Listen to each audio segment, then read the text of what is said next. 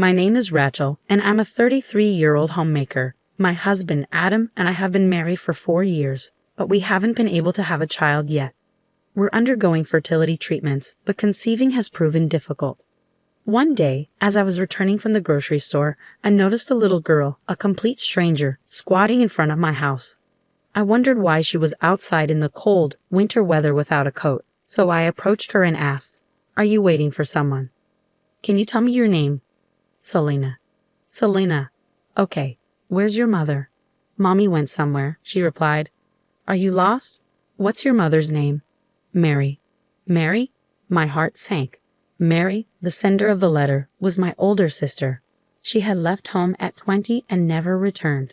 It's been nearly 17 years since we last saw her. As a teenager, she often ran away, got into trouble with men, and caused financial and emotional strain. Now to find out she had a child. Selena handed me a piece of paper. My hands shook as I opened it. Inside were the words, "Take care of this child for a while." "No way," I whispered. "Are you Mary's daughter?" "Mommy said to stay here because you're her sister," Selena explained. I took her hand and led her inside. She was freezing and trembling. I wondered how long she'd been outside. Mary had always been an irresponsible sister, but leaving her child like this was shocking. I'd always wanted a child, but couldn't have one. Pushing aside my feelings, I turned on the stove and wrapped Selena in a warm blanket. "Selena, are you hungry?" "Yes, I haven't eaten anything since yesterday." "You haven't eaten?" My concern deepened. "I'll get you some food right away." I heated up some pumpkin soup for her. Yesterday, I made some pumpkin soup and gave it to Selena right away.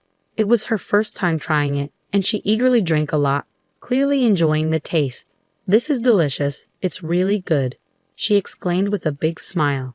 I was delighted to see her enjoy the soup so much, but it also saddened me, as I wondered what kind of meals she was used to. Instead of questioning her about her usual diet, I focused on cooking more food for her to enjoy. I made fried chicken, an omelet, and rice, and she devoured everything, praising each dish as delicious and tasty.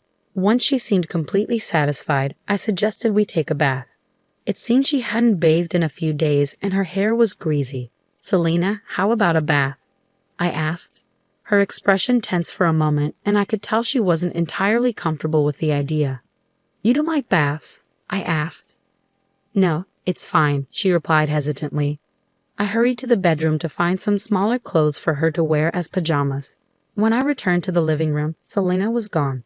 Hearing water running in the kitchen, I peeked in and found her trying to wash her hair in the kitchen sink. "What are you doing? The water is so cold," I exclaimed. "You'll catch a cold." Selena apologized, but I assured her she didn't need to. I wrapped her in a blanket and took her to the bathroom. She seemed amazed as I led her inside. "This is just like the house I saw on TV," she exclaimed. From her reaction, it seemed the house where Selena lived did not have a proper bathroom. It broke my heart to think that Mary made her wash in cold tap water from the kitchen to save on gas money. Holding back tears, I undressed Selena and gently placed her in the warm bathtub. "It's so warm. Are baths always this warm?" she asked, eyes wide with wonder. "Yes, they are. From now on, you can take a warm bath every day," I said. "Really? I'm so happy," she replied with a big smile. I helped Selena warm up and get clean in the bath. Her hair was slightly tangled, but I treated it to make it more manageable, and she soon looked like herself again. After dressing her in my loungewear, we relaxed on the couch in the living room as we waited for Adam to come home.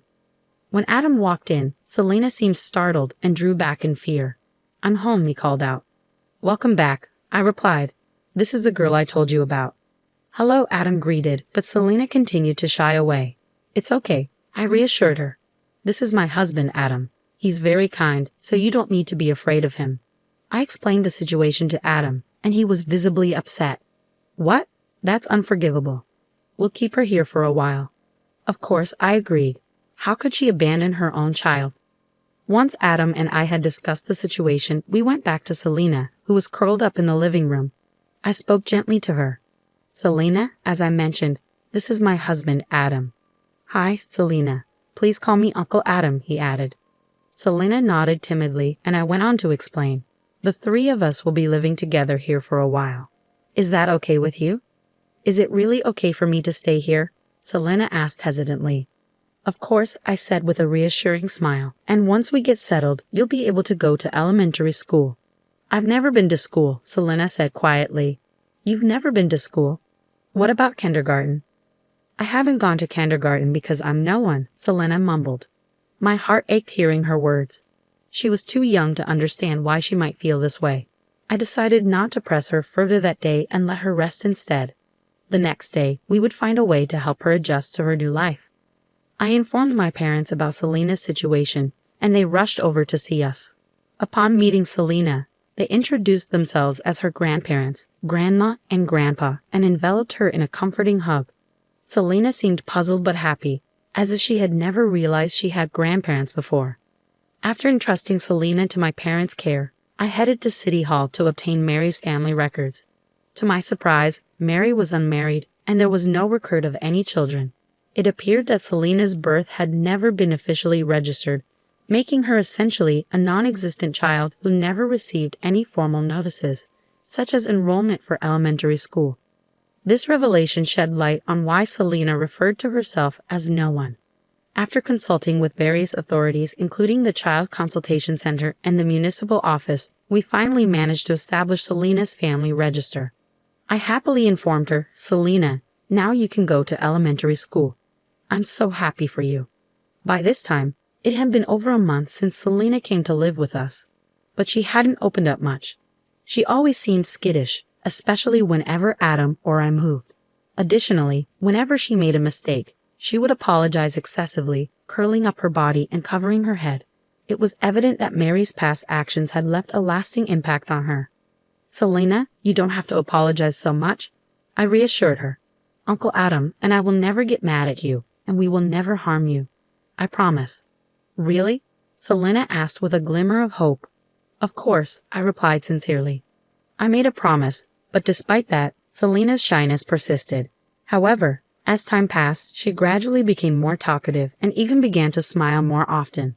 Then one day, Selena blurted out, I wonder when she will come for me. Those words struck a chord with me, evoking a sense of sadness. Despite Mary's mistreatment, Selena still longed for her mother. Since Selena's arrival, every day had been filled with joy for me. We had wanted children so badly and treated Selena as our own daughter. We hoped she would stay with us for a long time. The day after Selena's statement, she received an invitation to elementary school. I was relieved that she would finally experience the same school life as other children. Now that it's settled, we need to prepare for school, I said to Selena. We'll need to buy a school bag, stationery, and lots of clothes. Let's go shopping today for new clothes and stuff. I can get new clothes. I've already got some, Selena replied. It's not enough. You'll need more comfortable clothes for school, I insisted. So Selena, Adam, and I went to the shopping mall and got everything she needed for school. I was so excited about preparing for her school entrance that I ended up buying a lot of clothes and stationery. As we headed home, the three of us laughed and joked about buying too many things. However, to my surprise, I saw Mary standing in front of our house. Mom, Selena exclaimed. Mary responded coldly, It's not welcome home. What were you thinking? How dare you come here? I stepped in, trying to calm the situation. Hey, calm down. Don't yell. It's not productive. First, you need to apologize to Selena. But Mary only glanced at Selena and refused to make eye contact. What are you trying to do? I asked. We can't just stand here talking. Let me in the house. I'll do it even if you don't tell me. Let's go, Selena, Mary said, ignoring my question. I decided to let Mary in and ask her what was going on. Is this your husband? She asked, pointing at Adam. He's a nice guy. Nice to meet you. I'm Adam, he replied. I don't know how to say this, given it's our first meeting, but the way you've treated your child makes you an unfit parent. Mary seemed taken aback by Adam's boldness. You're too arrogant, my brother-in-law. You can't talk to me like that. You don't know me. Maybe not, but I do know you didn't take care of her properly. How could you neglect your own child? Adam countered. Mary, clearly irritated by our accusations, seemed unable to grasp the gravity of her actions. I was perplexed by her lack of accountability. I asked Selena how she felt about seeing her mother, and it was clear she was still scared. She couldn't look Mary in the eye and recoiled in fear. Initially, I assumed Selena missed her mother, but now I wasn't so sure. As I was contemplating this, Mary spoke up. You too don't have kids, right? She asked. No, but so what? I responded. Well, I'm going to leave this child with you, she declared. I've raised her through the toughest stages of her life. You should be grateful to have an older kid now. Adam was incredulous. Do you even know what you're saying? You're abandoning your own child as though she's an object to be handed off. I know exactly what I'm saying, Mary shot back. I'm giving you childless people a kid to raise. You should be thankful. I shook my head in disbelief. That's outrageous.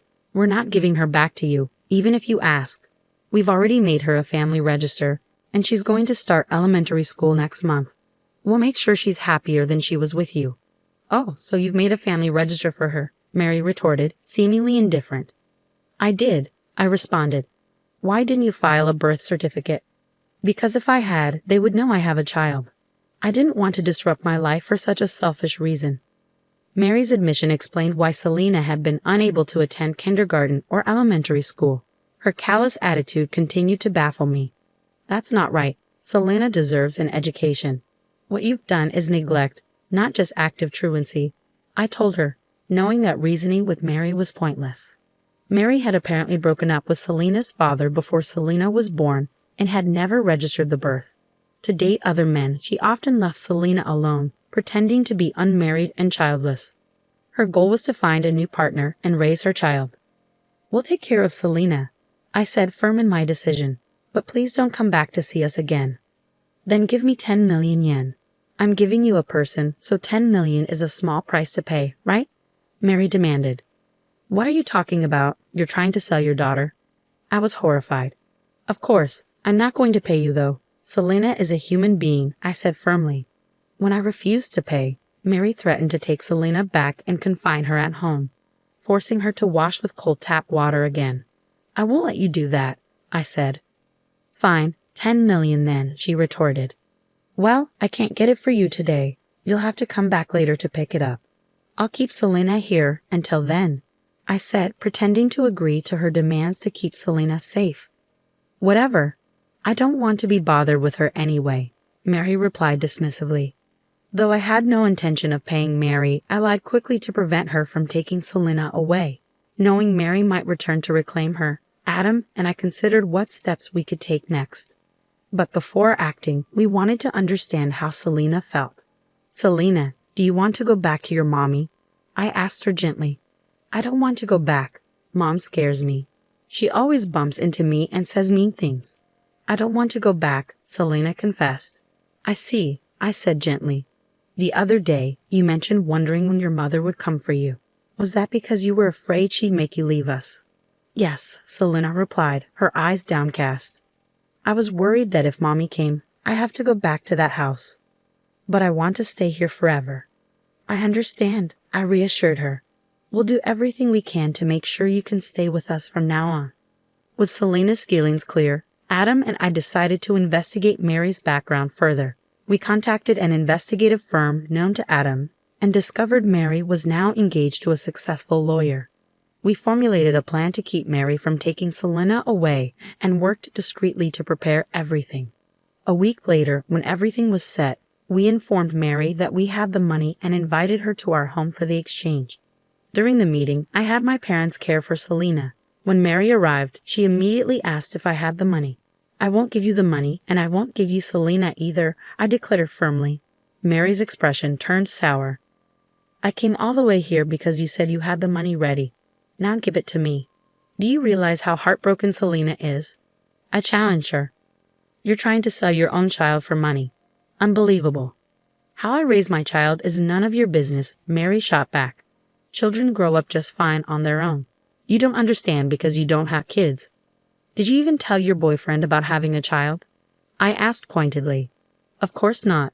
He's a successful lawyer and we're getting married next year. We plan to live happily ever after. Don't bother us, Mary said dismissively. Just then, the door opened and Mary's fiancé, the elite lawyer, walked in. He had heard our conversation. Don't tell me what you just said is true, he said, shocked. Did you lie to me? What's going on? Why are you here? You told me you were unmarried and childless. I've never been married, Mary said. I just happened to have a child by mistake. By mistake? That's a terrible thing to say, Adam exclaimed, disgusted. The lawyer confronted Mary. I was about to marry you without knowing you cheated on me. Of course, I'm breaking off the engagement. You lied to me, so you'll need to pay me alimony. Wait, broken engagement alimony? Please don't leave me, Mary pleaded. Shut up. I can't marry a woman who treats her child like that. I don't even want to see your face, the lawyer replied, turning his back on her. Mary turned to me, her eyes filled with anger. Rachel, you brought him here. Why did you do this to me? Because I knew I couldn't handle it the usual way. I'm going to discuss Selena's case with this lawyer, I explained. I was suspicious, but after hearing your words today, I realized the truth. From now on, this lawyer will represent me and my family. You'll regret making an enemy of a lawyer, Mary threatened. Soon after, a police officer arrived at our house. I had previously reported Mary for child abandonment, and authorities had secretly recorded our previous conversation. I also informed them of her visit that day. Mary was taken into custody for child neglect and abandonment, facing a stint behind bars. Although it was a lengthy and complex process, Selena was eventually allowed to stay with us permanently. The lawyer demanded compensation from Mary for breaking the engagement, and she faced legal consequences. After her release from prison, Mary lost both her fiancé and Selena. Additionally, she had to work hard to pay the alimony and child support, which took a toll on her appearance and ability to attract men. Recently, she stormed into our house, crying and demanding Selena back. She's my baby. Give her back. What are you talking about? Selena is ours now. I won't let you take her back, I told Mary firmly. No, not mommy. Uncle and auntie are mommy and daddy, Selena chimed in. Mary, rejected by her own daughter, walked away in despair. I vowed never to let her regain custody of Selena. Mary would have to reflect on her actions alone. Meanwhile, Adam and I have stopped our painful infertility treatments. The three of us now live our days filled with laughter and joy. I'm grateful for the happiness Selena has brought into our lives, and I hope to spend the rest of my life giving her all the love I can.